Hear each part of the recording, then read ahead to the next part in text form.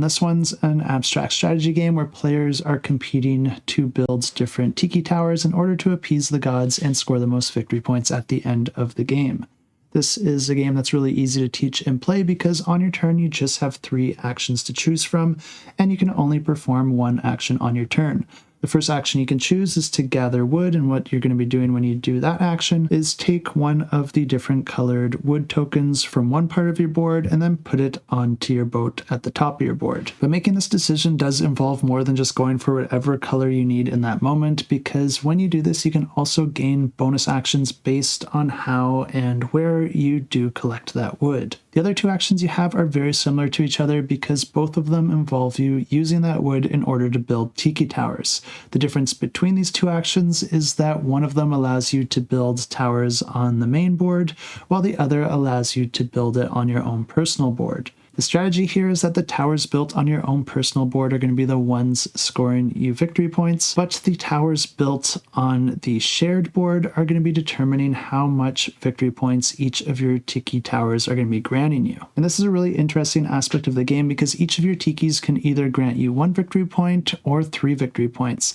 The way that you check this is you're going to be seeing which of the tiki colors is the highest in each of the individual zones, and then that one is actually going to be granting the least victory points in that zone. This means that in each zone, players do not want a lot of tikis matching the color of the highest tower in that zone. And if that is the case, they're probably going to want to play tikis into that shared area to try and make one of the other towers higher, making that color worth less instead of their own. But the end of the game is going to be triggered when 3 of the 5 zones run out of wood, and then players are going to be moving on to that scoring, and the player with the most victory points at the end of all that wins the game. And if you do want to check this one out, I will have it linked down below.